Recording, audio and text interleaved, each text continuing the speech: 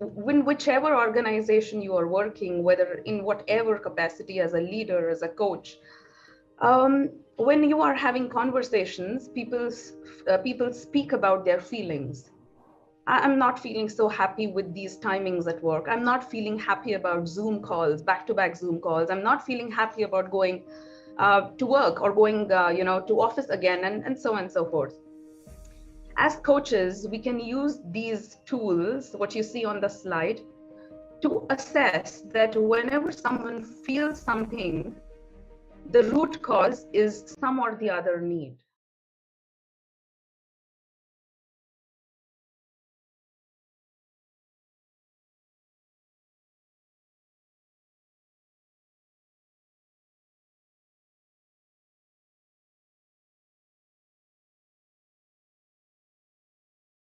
Good luck, everyone.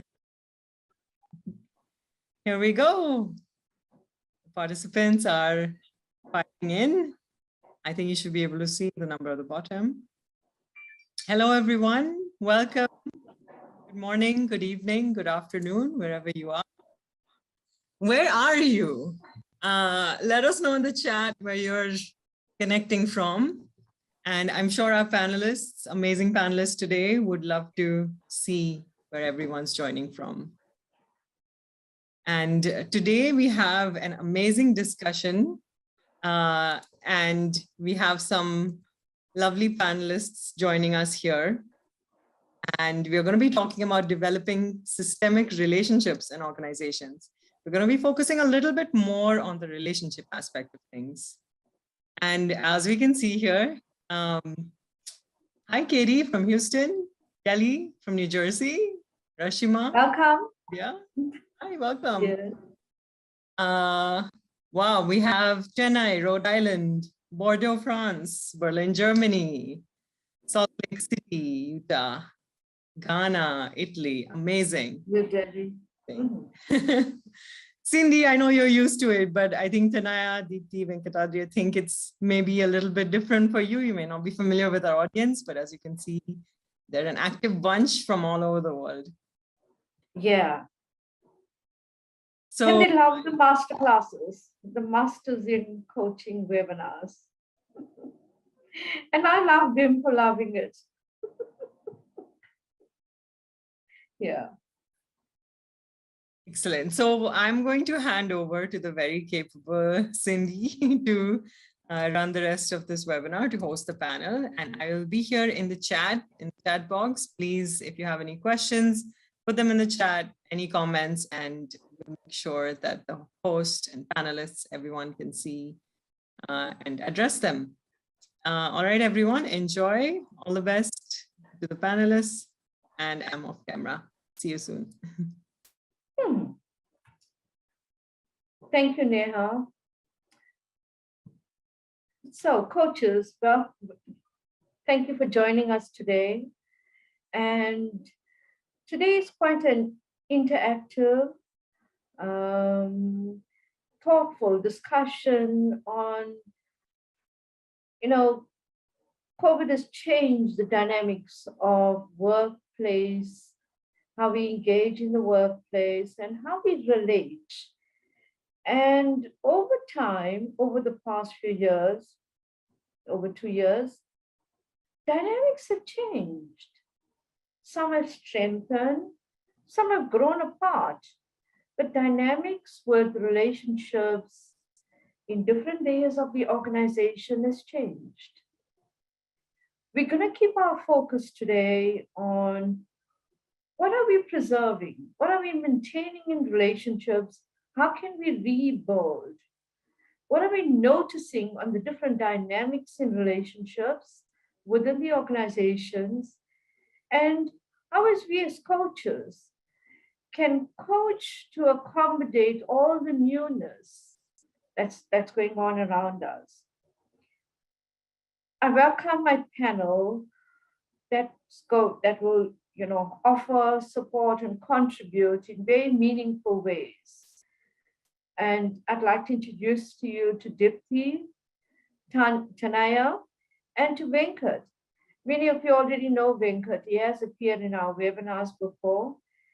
And to Tanaya and Dipti, they have not joined the Masters in Coaching webinar. They are on their route to PCC, will be PCC very soon.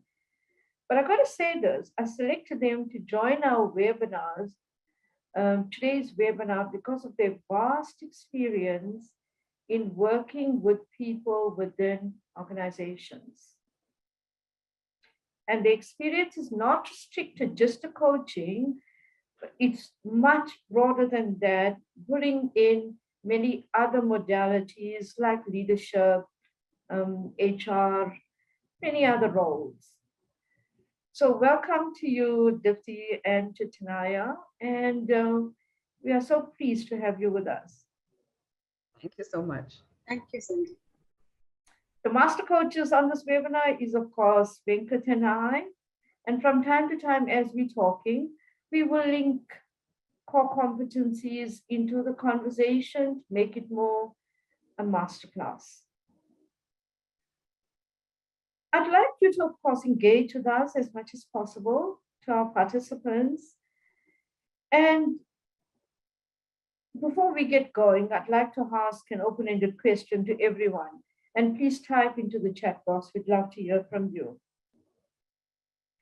What are you noticing changing in the relationships amongst employees in the workplace? And you can speak from both sides, whether you are employed in a workplace or whether you are a coach doing executive, organizational, workplace coaching. But what are some of the things you are noticing changing? And I can re-ask that question. What are some of the challenges you are noticing?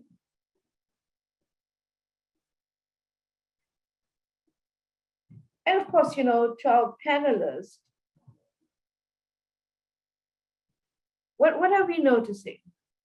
Venkat, you want to start? What are you noticing changing in the relationships in workplace dynamics? Yeah, thanks, Cindy, and thanks to my co-panelists, Tanaya and Deepti. I think it's a pleasure to be here. Actually, what one has noticed a change in the last, say, 2 years, what COVID has brought about. There are organizational changes, and there are a lot of people impacting changes that have happened over the last 2 years. One has noticed, I have noticed, whether it's my company or other companies, and we do keep in touch with what is happening. And as coaching professionals, we also keep talking to other coaches on what do they see in their clients and other people. What has happened is that while, of course, from an organizational perspective, things have changed, the need to work, in a more, in a virtual manner instead of physical meetings, lot of virtual meetings, etc. I'll not focus so much on what happened to the organization. I'll focus more on what happened to what does it mean for people. Now, obviously, there were a number of things that impacted. First, at the foremost, what I think one has noticed is that the Maslow's hierarchy kind of got reversed.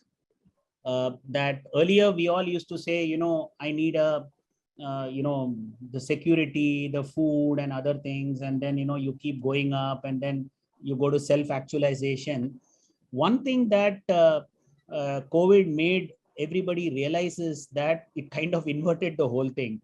And it kind of shook people, whether the person would be alive, whether the person would have his or her near and dear ones continuing. So a basic fundamental sustainability issue started getting raised. So it kind of, the Maslow's theory got, so everybody, I mean, whether it's, earlier we all used to think that it's only the poor and the people who are downtrodden who get impacted. Here we found whether, the richest person also was getting impacted. I mean, one didn't know what would happen. So one of the big changes that took place is the whole concept of uh, whether one would be alive, not alive. I'm making a very strong statement, but it did do that. And it also created, because of which, uh, you know, the near and dear ones, the safety of them, how do you take care of them? All of that became a very important part. Second thing that also brought about is that when a lot of people, it's really sorry, and we need to feel bad for people who lost their near and dear ones. And the other problem was that in many other ailments, when somebody passes away, one is at least able to go and see them in the last few moments, talk to them, which COVID did not allow. So what actually happened because of this is people realized that a lot of relationships which people were taking granted was getting questioned. So clearly is there that the need to be alive, the need to focus on relationships. People thought that, oh, my brother, my sister, my children, I'll keep talking to them once in a month. Now suddenly people realize that, oh, I need to talk to them every day, because who knows what may happen. So the whole relationships got changed. That was the second thing. The third thing that also happened is that from a professional, lot of, unfortunately, people also lost their jobs. So that also created a lot of psychological stress and pressure on people. That's the third important problem that took place. And the fourth important part of it is that you still had to do a work. And what used to be a physical interaction suddenly became a virtual interaction. So we'll talk a little more about it in terms of what did it mean for the people working, in terms of how did it change the way they were working, as we go along in the session. But a lot of structural changes did take place during COVID, and it impacted human beings in a pretty profound manner. Thank you, Bianca. There's some quite significant point to raise, and we'll bring the points up again as we're unpacking throughout this webinar. Yeah. Thanks, Venkat. And to participants that's contributing on the chat box, I mean, I love your insights that you're sharing. Venkat also raised the question with me in our preparation for this webinar on the Great Resignation, and we are going to pick that piece up too. Dipti, from your organizational point of view, what are you noticing? I think I'll build up on what Venkat said, right? COVID really forced people to slow down. We are all so fast, running so fast to keep up with the demands of the world, the organization, our own demands to be at the top. And suddenly the lockdown, pandemic, everything brought people to a full stop. It forced people to really hit that speed break. And people have kind of shifting their perspective in terms of relooking at what's happening. What are my priorities? Where should I focus? And suddenly it's not just that they have to take care of your office stuff. It's also a lot of things that need to be done at a personal level. So I think COVID has really made people look at their perspectives and bring about that change. Another thing that we really noticed, even people perspective and organizational perspective, is that it's brought in a lot of bridges. We've realized the importance of relationships that we've taken for granted. And suddenly people are more willing to ask for help because they know that they can't do everything alone. If COVID strikes you, you may need help of your colleagues, of your loved ones. We've had many cases in my experience where we've seen people from one city in our organization reaching out to other employees in other cities just so that their family members who are located in some other city can get help. And we've seen a lot of these bridges getting built and relationships getting strengthened on this basis. So I think these are the two other main changes that I would have seen post-COVID. Asking for help, building bridges, and changing the perspective and looking at priorities in life. Thanks, Dipti. Shanaya, from your side, what are you noticing? I'll give you a little different perspective, which is just emerging for me listening to both my co-panelists. As a coach, it makes me happy to observe what's happening around. The reason being is, as coaches, we always want our clients to be more self-aware and feel empowered. And maybe the Great Resignation is a classic example of people becoming more aware of what their needs are and taking actions and feeling empowered about it. So, a metaphor comes to my mind. I've been staying in this house for maybe 30 odd years, and there is a mirror in my room. I ignored that mirror because that was covered with dust and all of that all these years. And that dust and color was social or peer pressure, too busy with my life, chasing power or success, or achieving what I thought I deserved to achieve or to get. And suddenly, COVID came like a splash of alcohol or a cleaner that just cleansed the mirror. And now I see myself very clearly in that mirror. And now I know what's important for me. What do I need? What's most meaningful for me? And that's why suddenly employers are looking at me that, Tana, you've changed. Your needs and priorities have changed. Maybe I have not changed, but I'm able to see what I was not able to see a couple of months or years ago. And that's the new version of Tanaya thanks to COVID. So I think that's my observation, that things are always there, but they just came to surface because of various incidences that happened during COVID. It's a beautiful analogy. Yeah. Thank you. I love that. Yeah, I feel like I need a minute for that to settle in. Yeah. I missed the chat box while listening to Tanaya. So is there any questions that you have that we missed? Okay, now we'll keep an eye on that. So there seems to be, to my panelists,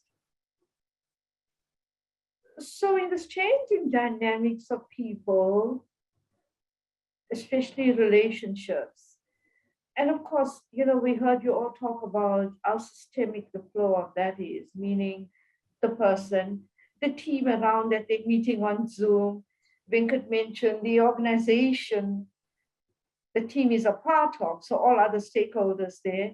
And of course, then moving into, as an individual, your family members, the extended family, the neighbors, and whoever else you're reaching out to.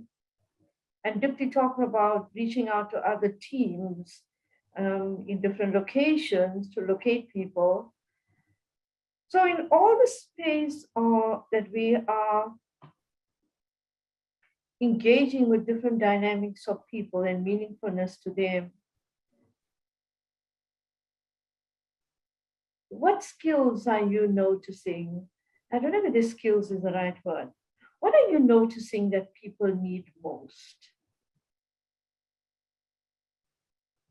It could be a skill, or it could be a way of engaging. What are you noticing that people need? Venkat, you want to go first? What are you noticing? Yeah. I think I would put it at a very basic level is there that it kind of humanized the whole organization. I would put it that way, because earlier in organizations, people were resources, people were, had to do some activity.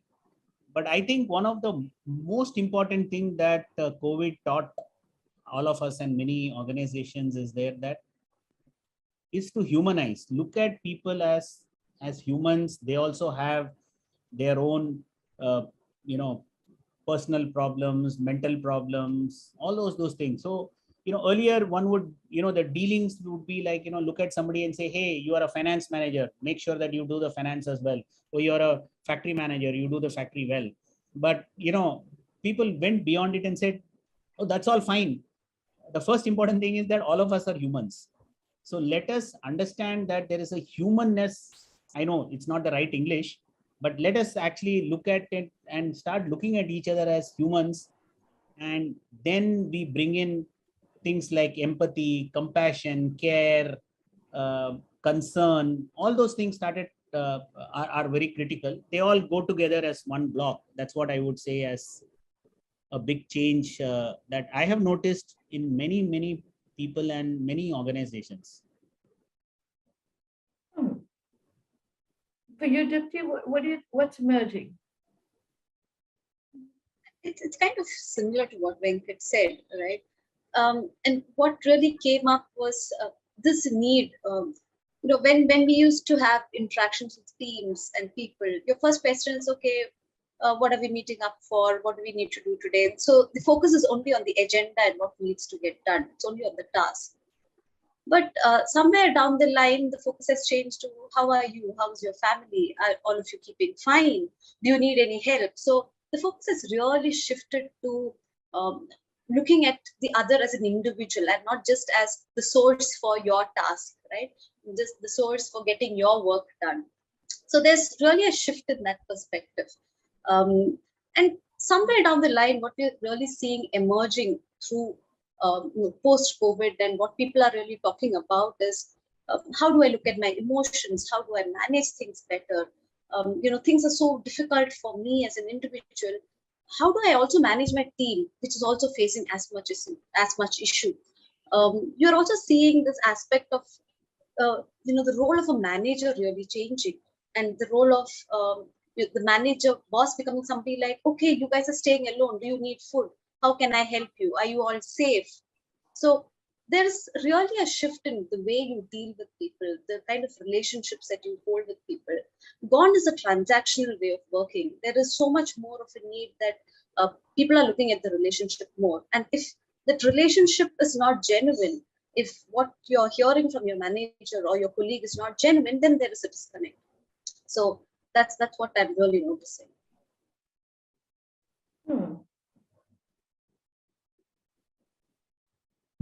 Again, the humanness of it. Chinaya, for you, what are you noticing? I work for different organizations in different capacities. So my observations are really based on that. One of my assignments is working for a full virtual organization for the past 1.5 years. So we've really never met in person. And this is like long way before COVID that the organization just operated that way. The other thing that I do is I'm a career coach, and I have so many millennials and Gen Zs coming to me that, okay, they want to change their careers, from what they have studied and what they're doing. And the third is I interview, until interviewed till date, more than 1,600 professionals, mid-career and senior professionals, who want to take up an executive MBA program for a reputed B school. Now I'm categorizing what I see into different categories. One is set of millennials or the Gen Z who are pretty new to the workplace. So their demands from the workplace are pretty different as compared to an existing workforce who was working in the same organization or similar capacity before COVID, and their needs seem to have changed. They've moved back to their cities or countries, and now they're finding it difficult to get back to work because their children are in schools there. They want to rent an apartment, whether should they come back or no, to attend the office for 2-3 days a week. So that's a struggle. The other is somebody who's already in a senior leadership position, and their needs out of their remaining careers are pretty different. So just because this mirror has come in front of all of us and we've become so aware of our own needs, there definitely lies a discord in what one employee demands than that of the other.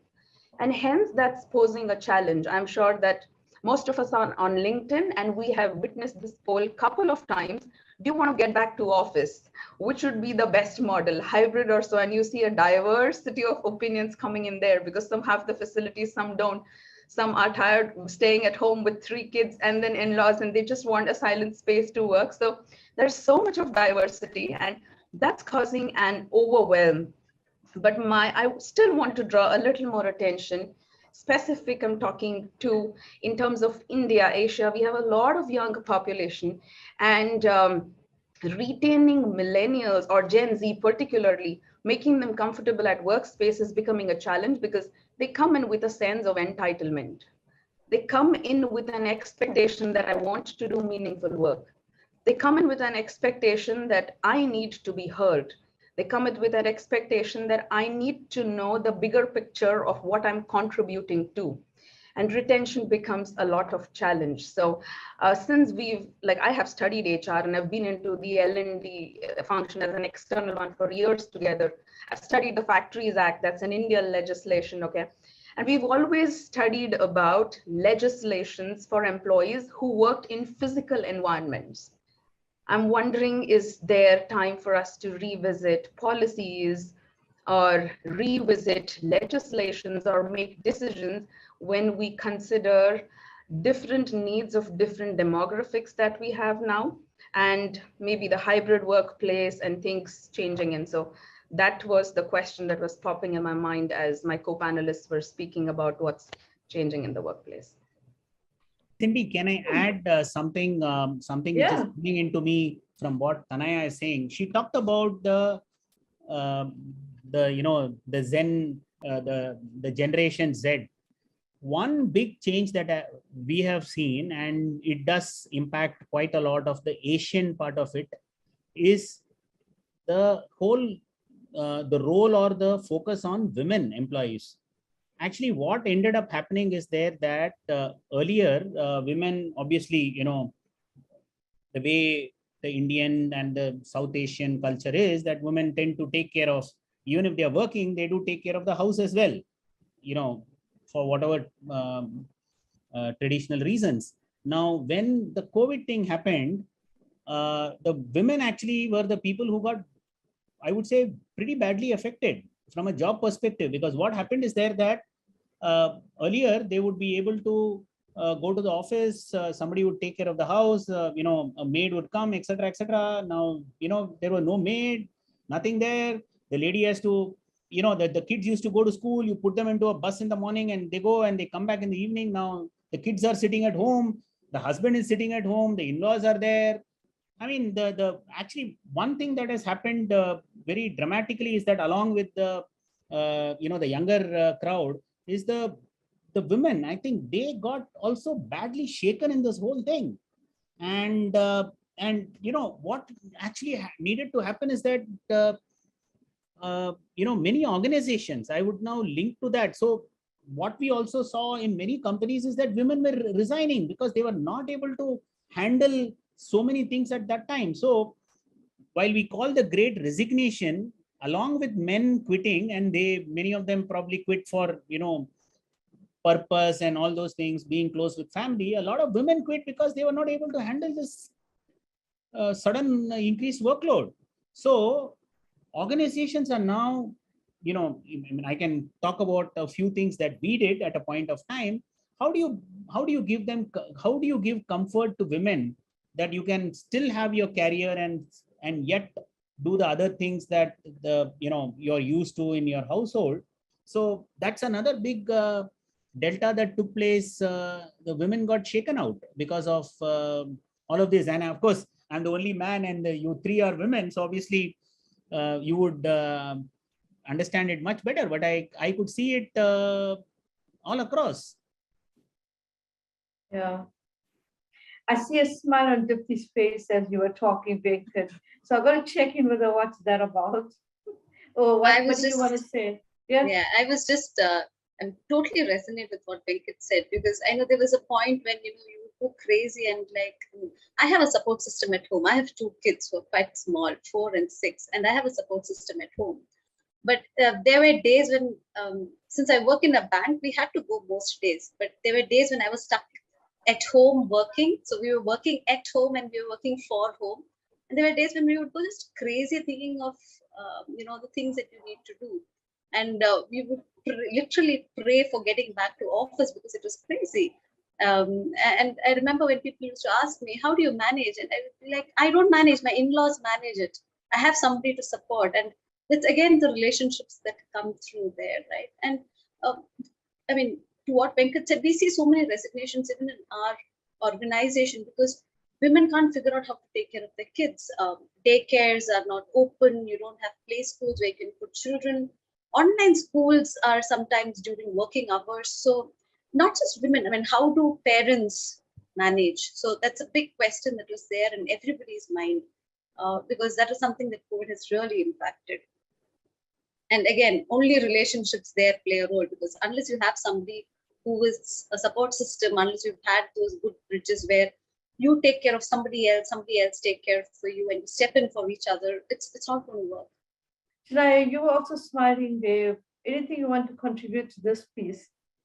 No, a piece of humor was coming to me and not gender specific. It's just that where Dipti was speaking about the vows of working women, I would say that a significant amount of men also got domesticated in the process. All of us know that. Definitely Venkat, because I heard all his stories about what he does. Yeah, absolutely. Cindy, I'll now something it's something which came into me, but then I thought I will talk about this. The question is there that what is it that has become important because of all of this? And I'm going to use what an organization or a human being can do, and I'm going to use link it up to coaching and say what actually happened is that earlier in many organizations work used to be more transactional. Now it became far more relational. Now in that, a few concepts that became very important is there the whole concept of being present in the moment. Don't rush, just don't come, fire an order, say do this, walk away. That now people said no, let's talk to a human being, talk, ask question, check what's happening. So being present. And the second important thing that kind of came in is there that in many of the interactions, because people were yearning for human interaction, what is actually I see when people are getting back to work is the whole concept of putting the other person. Of course, here there's no client and a coach, but your co-worker or your whoever it is, putting that person as the center and then focusing on that person during that interaction. I can see that a big change that has taken place. Being present, and second, focusing on the person in front of you. Yeah. Chinaya, you were talking. Did we cut you off? Oh, no. Okay. So this, Chinaya mentioned revisit. There's some things you have to revisit. So is that what the current workplace is calling for in terms of the relationship dynamics? Is that what it's calling for? Re-engaging, the rethinking, refocusing, rebooting some things, right? If you don't want to do it the way it was, then you're looking at new ways of doing it. And of course, some things require reflections too on what's working, what's not working. So it sounds like answers in the past were immediately known. Answers to how we do things were known. And it seems like 2 years has put us into the space of lots of things unknown and figuring out for most as they re-enter workplaces or decide whether, of course, they want to resign completely or work differently, work a combination of office and home. And all this, within all this space, of course, we're managing dynamics around the various different dynamics around relationships. What are your thoughts around where there needs to be this refocus? Where do you think we need to go around refocus? I'm sure in your clients or in the dynamics around you, you are noticing some things emerging as what needs refocusing. What do you think? Yeah, just go with it. I'm going to send something in the chat. Sorry, Yeah. Venkat, go ahead. Dipti, you want to go ahead, or Tanaya? Yeah. Yeah. So I'm just sending something in the chat, and that is, that's a food for thought for everybody to reflect post the session or bring in some points if you tend to read to it. So this is a new model proposed by a futurist in San Francisco. For the past 2 years, situations have been changing, and It's we say that VUCA is being practiced for more than 25 years and may not be as relevant in the situation today. So this is a new model that he proposed on how things have, people are becoming more anxious and things are non-linear and incomprehensible and all of that. So there's a lot to discuss around, how things have become. But what comes to my mind with the advent of the field of data analytics, when everybody seems to be talking about data and data analytics, I thought I'll rope it into coaching as well. Cindy, can I share a slide with your permission here? Yes, of course. Do you have permission to share? Can you share? Yes, I'm able to share. Okay. So this is my favorite slide, and I've borrowed this from Marshall Rosenberg's book on nonviolent communication. And when whichever organization you are working, whether in whatever capacity, as a leader, as a coach, when you are having conversations, people speak about their feelings. I'm not feeling so happy with these timings at work. I'm not feeling happy about Zoom calls, back-to-back Zoom calls. I'm not feeling happy about going to work or going, to office again, and so on and so forth. As coaches, we can use these tools, what you see on the slide, to assess that whenever someone feels something, the root cause is some or the other need. I'm giving you a minute to think on this. Feelings or emotions manifest from needs, either being satisfied or not being satisfied. So whether it's women or millennials or anybody in the workplace speaking about anything, if we are able to look at the unsaid or unexpressed needs, or even better, strike a conversation to understand their needs, these conversations will act as data points for us.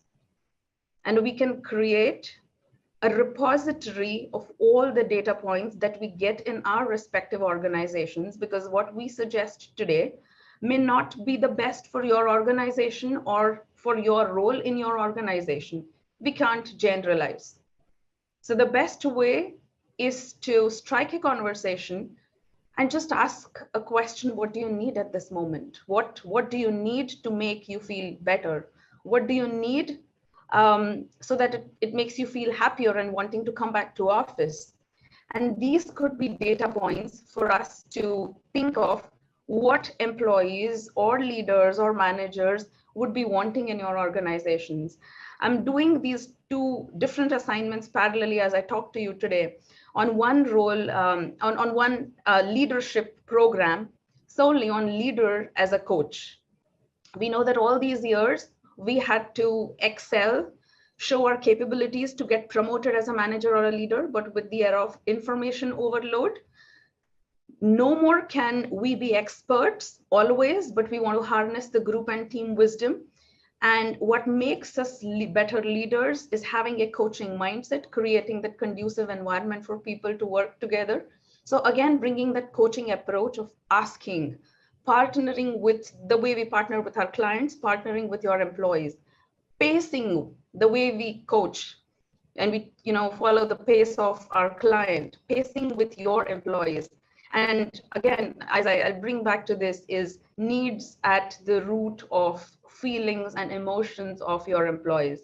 When the data sets are so clear in front of you, all you would need is intention, action, to take action and figure out what would be the right path or right action for your employees at that point in time. So I think that was through this model that I wanted to communicate.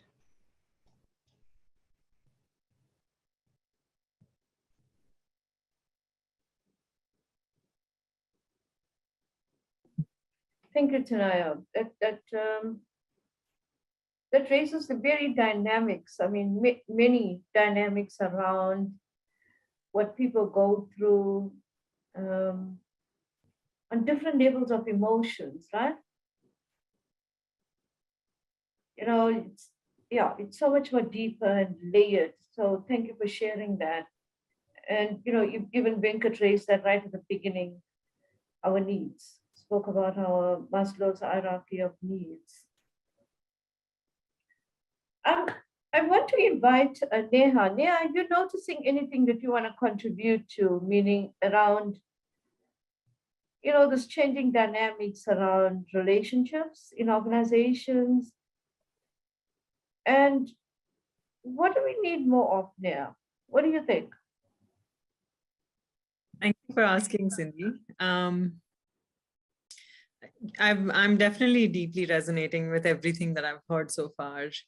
And everything I've read so far too. I don't know if you got all the comments in the beginning, everyone talking about empathy and trust and meaning and like a deeper connection to each other and this deeper sense of like, what are we doing together here? What is our mission and purpose? I think those are the things probably, if, a good leader can help the entire team kind of buy into or enroll into the vision, and kind of sustain that narrative or whatever we're doing within a company or an organization, like that every single thing is meaningful, whether you're a little intern somewhere doing admin work or you're, a manager at a higher level.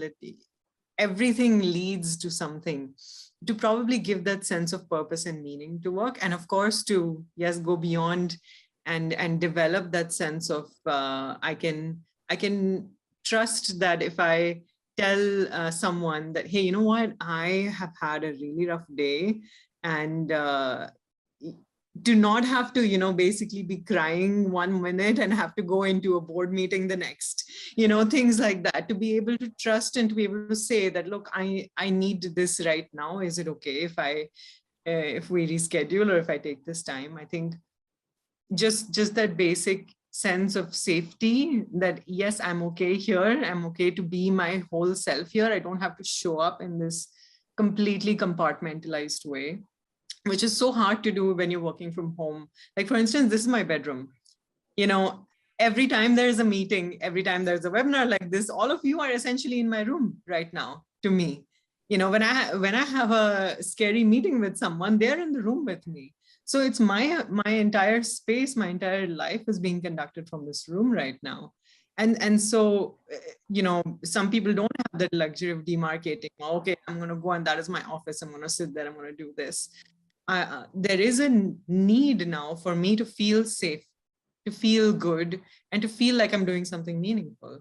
All those things are kind of coming together. So I think to feel satisfied and happy in a workplace, that those things definitely need to be addressed.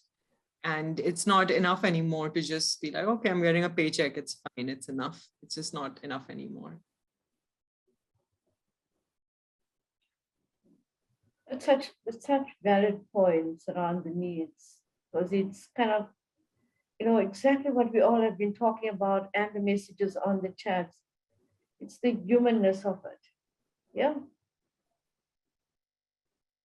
And that always showed up as first, or priority in the last 2 years.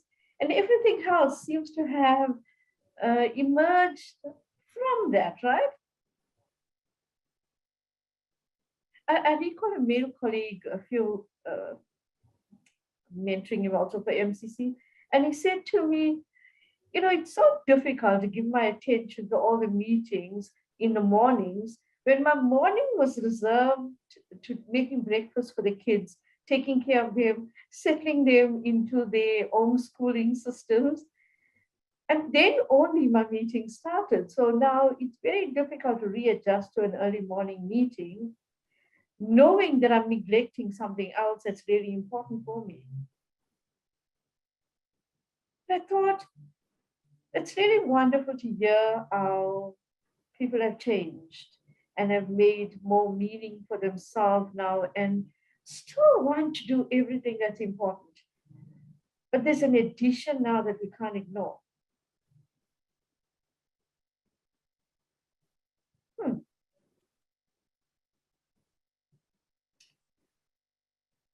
There's another piece I want to talk about, and thank you all for your contributions. I'm also reading it.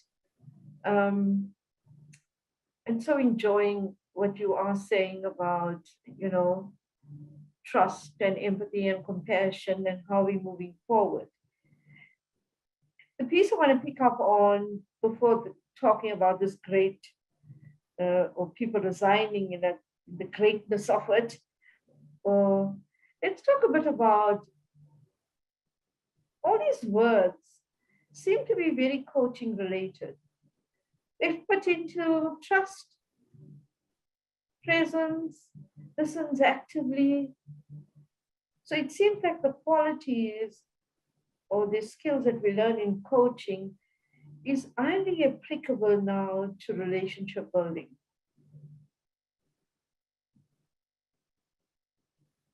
Yeah. Anything you want to say about that? You know, how much of coaching is, or a coaching approach is showing up in the workplace?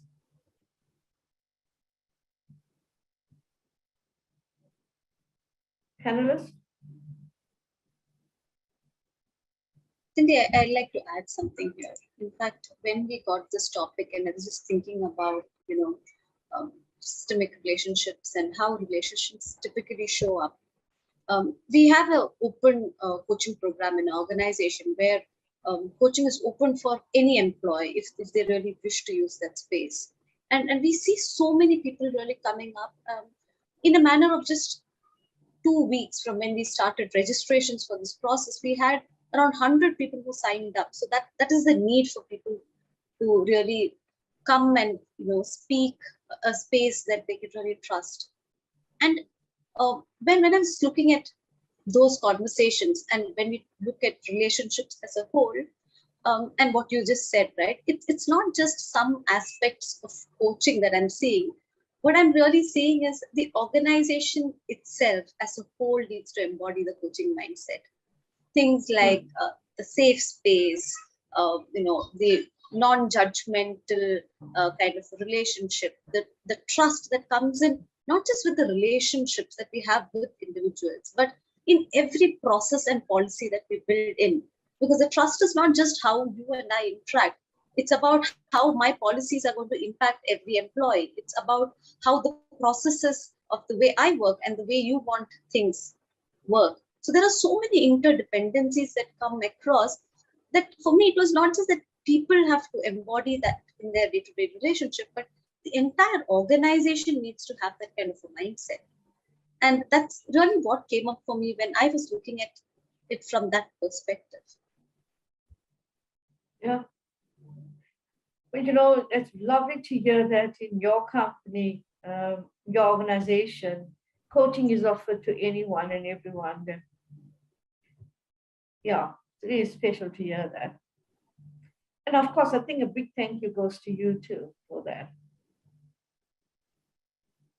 That was the way we could see that difference, basically. So that's how we really brought it in. And we kind of tried to tie it into what people were requiring. So post-COVID, I mean, we had an area where people could go for therapy, but post-COVID, nobody wanted as such therapy, right? They wanted a place they could come and speak. They wanted a place where they could just figure out with all the changes. Like Tanai was mentioning, when we see the reflection and we sense that discord within us, and we want to kind of figure it out. And a lot of people just came back saying, thank you so much for just listening to me. I'm able to come and talk, not thinking in mind that this is a boss or this is an HR I'm speaking to, but I'm just able to say it and make sense. And somewhere I think in organizations, those safe spaces, those, listening circles or whatever we call it, it's just a place for people to come up and figure out what they want to figure out. And as coaches with that mindset, I think that's a kind of place we need to give people.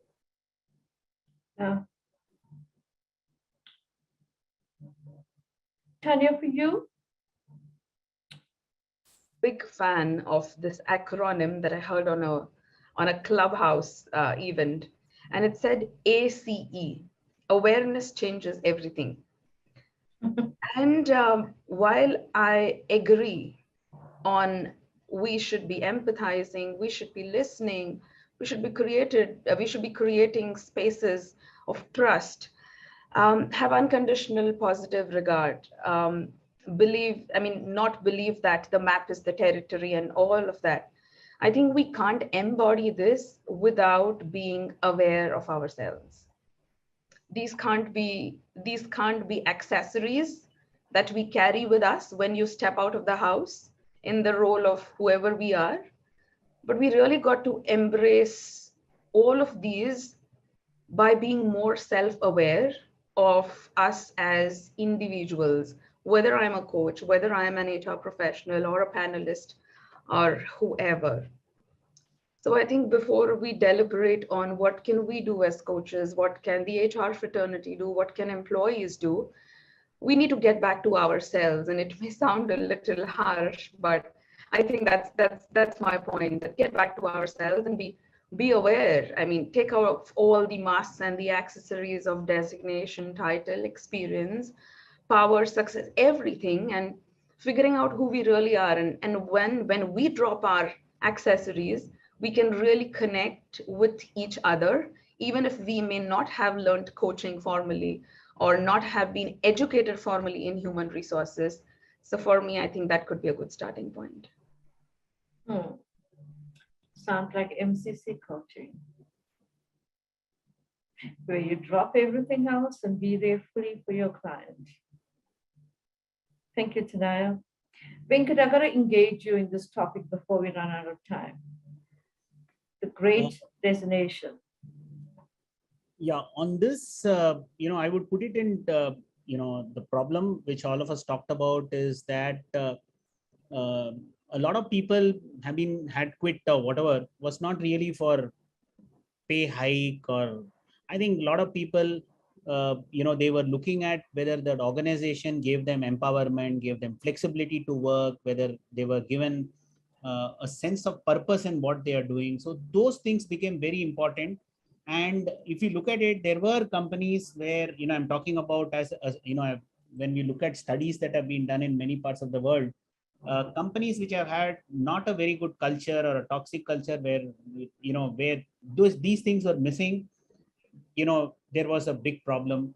And in companies like us, and you guys know that, as I come from Tata's, and Tata's, one of the hallmark is trust and care and concern for people. We did not have that same level of issues that, where organization did not allow those things to happen. So very clearly is that reiterating the whole concept of trust, care, concern. Now, the other thing that we also did in our own organization is that I'm just, what Tanaya also mentioned, there were a lot of programs which were held for managers to become more self-aware. So there were a lot of training programs and YouTube programs that were done to make people aware of how do you get to know if a person is not well mentally, or having a problem. Because earlier, at least, one could meet physically and get to see, a person is down, not down. You're seeing a person for the whole day. Now, people are talking to each other in a 1 hour Zoom. You don't know whether that person is really in a good shape or a bad shape. So, some of those programs were also conducted to make people sensitive to it, which is like becoming a coach, I would say that. The second big block that was also done is there was a lot of focus on in terms of health and wellness training. Is that one is the physical health part of it. Obviously, COVID, that was very important. And the other important part of it is the wellness in terms of mental, because a lot of people went through a lot of stress during this time. So, en masse, everybody was given an opportunity to actually reach out, talk to people. So, we had a situation, we had created an environment whether you could go to an internal person or you could go to an external person. And, where people could go and talk about some of their problems that they're facing so that they can get their things out of their mind. So these are things which many years back, I don't think many organizations would have even thought about it. And I would say that, I'm being a little self-critical. In a country like India, people don't talk about, stress and also openly. Whereas in certain other mature countries, people are open to talk about. So so here that was a very important thing. The third important part of it is it also, which is again a coaching related thing, is for everybody to become far more vulnerable with each other and say that, Don't think that you only have a problem. I also have a problem. It's not that COVID has not only affected you, but it's affected all of us. So the third important part of it is that being vulnerable became a very, very crucial part of dealing with other human beings. And that enables trust and all those other things that come along with it. How do you create the environment for trust? Is being vulnerable. I think we'll have to move to rounding up because I see we've got about 6 minutes left. And to do that, I want to do a general check-in and then ask your parting thoughts. And, you can say anything you want in your parting thoughts. Now your hand is raised. I have a question for all of you, actually. I think this is taking over. Feel free to move past it if you like. But my question is, all the managers and leaders having these qualities is one thing. I think if there are managers who think that they have room to improve, then that's wonderful, and they will probably be attending a webinar like this. They will go through those training programs and they'll make the changes. But what if an employee, and I speak for many, many, many people, I think, when I ask this question, what if you're an employee and your manager is not that aware and doesn't want to look at anything except the bottom line and the numbers, and they don't care about the well-being? Instead of being part of the Great Resignation, how does one become part of the solution? How does an employee evoke that awareness upward? Is that even possible where there is such a power dynamic? That is the question I want to know the answer to personally. And participants, please feel free to share your thoughts into the chat box while we talk. Anybody wants to take that? Making an attempt. Yeah. And that is, it may sound vague, but that's my personal belief, not quoting anybody here, is awareness comes to you only when you are looking for it. And maybe I don't think I can make anybody, for that matter, aware of something forcefully, or if I want to, because that the person, if not ready for that, may respond with defense or attack or flight or fight, as we see in coaching. However, it's empowering for you, since you are aware of what your environment is like. So it's easier for you to take actions. So depending on what's more meaningful for you and what's your need at the moment, if it's not being a part of the Great Resignation, how can you unpack the no's that you hear from your manager using of awareness and your communication skills could be the best way to get started. So I think your awareness will be your tool to get past that block with your manager. Any other advice you want to give or tips you want to add? Can I add one thing? Yeah. I think earlier when people used to quit, most often than not, it used to be said that the person has quit because of a better pay or a better career. What the Great Resignation has done is that people have quit because of not a very conducive environment or not a very conducive boss. Earlier, while it used to be said that people quit because of bosses, but I don't think, I would say many organizations focused on that. But what happened is that the Great Resignation part of it started looking at people were jumping out of jobs even if they were getting less pay. People were jumping out of job even if they were not the facilities were not great. So what came out very clearly is that probably people are quitting because the environment or the boss is not very good. So what has effectively happened is that at an organizational level, people have started saying, why is it that this quitting is taking place? So it's not because of salary, it's not because of promotion or whatever it is, it's because that place is toxic. So there has been a lot more focus that at an organization level, people have started looking at how is a manager or a supervisor contributing in a far more structured manner. People are looking at it and saying that, is it creating a environment where people are willing to even throw their jobs out and quit? that I think has been a big change that has taken place because of this great resignation. I think that I have seen it in many organizations that microscopic focus has started.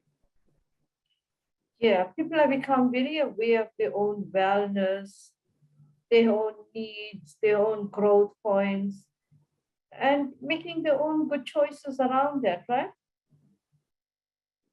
So, panelists, what are your parting thoughts? Or your words of wisdom that you want to leave as we close this webinar? Tanaya? People are not looking for dream jobs, but they're looking for dream lives. Tipti? I think the value of relationships has taken precedence over a lot of things. It's not just career and money. Money is important, career is important, but everything else is also equally important. So the balance is quite crucial for everybody. Venkat? I will give us opening and then I will give my conclusion along with that. In a sense that earlier, most often than not, as organizations, we used to segment our employees when you do an employee engagement survey and block them in various categories and say this is this category, that category, etc. And then say, do this for this bunch of people, they'll be happy. What one big thing that has happened is there that those hygienic factors can be blockized, can be made into blocks, but people's problems are very individualistic.